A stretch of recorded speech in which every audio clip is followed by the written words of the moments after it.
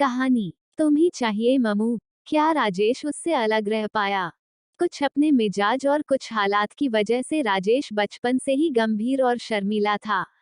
College के दिनों में जब उसके दोस्त कैंटीन में बैठकर लड़कियों को पटाने के लिए तरह तरह के पापड़ बेलते थे, तब वह लाइब्रेरी में बैठकर किताबें खंगालता रहता था।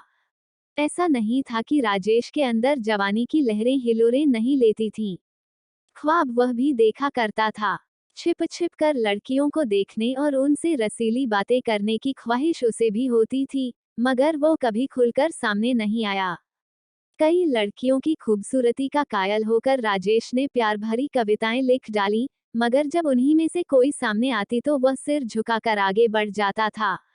शर्मीले मिजाज की वजह से कॉलेज की दबंग लड़कियों ने उसे ब्रह्मचारी नाम दे दिया था।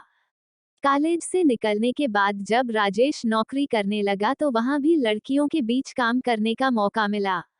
उनके लिए भी उसके मन में प्यार पनपता था, लेकिन अपनी चाहत को जाहिर करने के बजाय वह उसे डायरी में दर्ज कर देता था।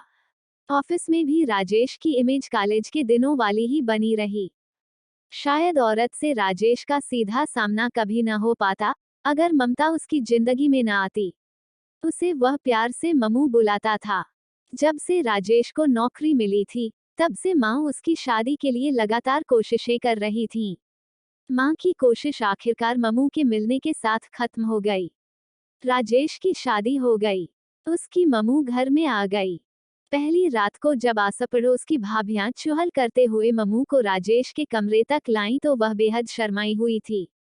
पलंग के एक कोने पर बैठकर उसने राजेश को तिरछी नजरों से देखा, लेकिन उसकी तीखी नजर का सामना किए बगैर ही राजेश ने अपनी पलकें झुका लीं। ममू समझ गई कि उसका पति उससे भी ज्यादा नर्वस है। पलंग के कोने से उचककर वह राजेश के करीब आ गई और उसके सिर को अपनी कोमल हथेली से सहलाते हुए बोली, लगता है हमारी जोड़ी जमेगी नहीं। क्यों? राजेश ने भी घबराते हुए पूछा। हिसाब उल्टा हो गया, उसने कहा तो राजेश के पैरों तले जमीन खिसक गई। उसने बेचैन होकर पूछा, ऐसा क्यों कह रही हो ममू? क्या गड़बड़ हो गई? ये गड़बड़ नहीं तो और क्या है? कुदरत ने तुम्हारे अंदर लड़कियों वाली शर्म भर दी और मेरे अंदर लड़कों वाली बेशर्मी। कहते हुए ममू ने राजेश का माथा चूम लिया। ममू के इस मजाक पर राजेश ने उसे अपनी बाहों में भरकर सीने से लगा लिया। ख्वाबों में राजेश ने औरत को जिस रूप में देखा था, ममू उससे कई गुना बेहतर निकली। अब वह एक पल के लिए भी ममू को अपनी नजरों से ओझल होते नहीं देख सकता था। हनीमून मनाकर जब वे दोनों नैनीताल से घर लौटे तो ममू ने सुझाव दे डाला, प्यार मनोहर बहुत हो चुका, अब ऑफिस जाना शुरू कर दो। उस समय राजेश को ममू की बात हजम नहीं हुई। उसने ममू की पीठ सहलाते हुए कहा, नौकरी तो हमेशा करनी है ममू, ये दिन फिर लौटकर नहीं आएंगे। मैं छुट्टियां बढ़वा रहा हूँ। छुट्टियां बढ़ाकर क्या करोगे? हफ्ते भर बाद तो प्रमोशन के लिए तुम्हारा इंटरव्यू होना है, ममू ने त्योरियां चढ़ा कर कहा। ममू को सच्चाई बताते हुए राजेश ने कहा, इंटरव्यू तो नाम का है डार्लिंग। मुझसे सीनियर कई लोग अभी प्रमोशन की लाइन में खड़े हैं, ऐसे में मेरा नंबर कहाँ आ पाएगा? तुम सुधरोगे नहीं, कहकर ममू राजेश का हाथ झिड़क कर चली गई। अगली सुबह माँ ने राजेश को एक अजीब सा फैसला सुना डाला, ममता को यहाँ 20 दिन हो चुके हैं। नई बहू को पहली बार ससुराल में इतने दिन नहीं रखा करते। तू कल ही इसे मायके छोड़ कर आ। माँ से तो राजेश कुछ नहीं कह सका, लेकिन ममू को उसने अपनी हालत बता दी। मैं अब एक पल भी तुमसे दूर नहीं रह सकता ममू। मेरे लिए कुछ दिन रुक जाओ, प्लीज। जिस घर में मैं 23 साल बिता चुकी हूँ, उस घर को इतनी जल्दी कैसे भूल जाऊं? कहते हुए ममू की आंखें भर आईं। राजेश को इस बात का काफी दुख हुआ कि ममू ने उसके दिल में उमड़ते प्यार को दरकिनार कर अपने मायके को ज्यादा तरजीह दी, लेकिन मजबूरी में उसे ममू की बात माननी पड़ी और वह उसे उसके मायके छोड़ आया। ममू के जाते ही राजेश के दिन उदास और रातें सूनी हो गईं। घर में फालतू बैठकर राजेश क्या करता, इसलिए वह ऑफिस जाने लगा। कुछ ही दिन बाद प्रमोशन के लिए राजेश का इंटरव्यू हुआ। वह जानता था कि यह सब नाम का है, फिर भी अपनी तरफ से उसने इंटरव्यू बोर्ड को खुश करने की पूरी कोशिश की। 2 हफ्ते बाद ममू मायके से लौट आई और तभी नतीजा भी आ गया। लिस्ट में अपना नाम देखकर राजेश खुशी से उछल पड़ा। दफ्तर में उसके सीनियर भी परेशान हो उठे कि उनको छोड़कर राजेश का प्रमोशन कैसे हो गया। उन्होंने तहकीकात कराई तो पता चला कि इंटरव्यू में राजेश के नंबर उसके सीनियर सहकर्मियों के बराबर थे।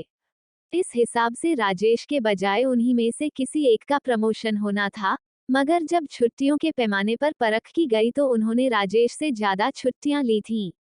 इंटरव्यू में राजेश को इसी बात का फायदा मिला था। अगर ममू 2 हफ्ते पहले मायके न गई होती तो राजेश छुट्टी पर ही चल रहा होता और इंटरव्यू के लिए तैयारी भी न कर पाता। अचानक मिला ये प्रमोशन राजेश के करियर की एक अहम कामयाबी थी। इस बात को लेकर वह बहुत खुश था। उस शाम घर पहुंचकर राजेश को ममू की गहरी समझ का ठोस सबूत मिला। मां ने बताया कि मायके की याद तो ममू का बहाना था।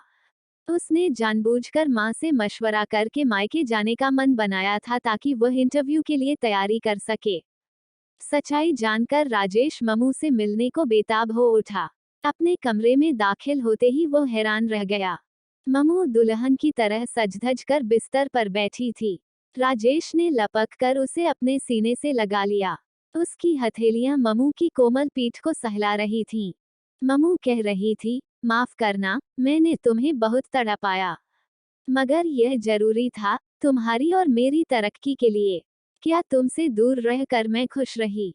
मायके में 24 घंटे मैं तुम्हारी यादों में खोई रही। मैं भी तड़पती रही, लेकिन इस तड़प में भी एक मजा था। मुझे पता था कि अगर मैं तुम्हारे साथ रहती तो तुम जरूर छुट्टी लेते और कभी भी मन लगाकर इंटरव्यू की तैयारी नहीं करते। राजेश कुछ नहीं बोला, बस एकटक अपनी ममू को देखता रहा। ममू ने राजेश को अपनी बाहों में लेते हुए चुहल की, अब बोलो, मुझ जैसी कठोर बीवी पाकर तुम कैसा महसूस कर रहे हो? तुमको पाकर तो मैं निहाल हो गया हूँ ममू। राजेश अभी बोल ही रहा था कि ममू ने ट्यूबलाइट का स्विच ऑफ करते हुए कहा, बहुत हो चुकी तारीफ, अब कुछ और। ममू शरारत पर उतर आई।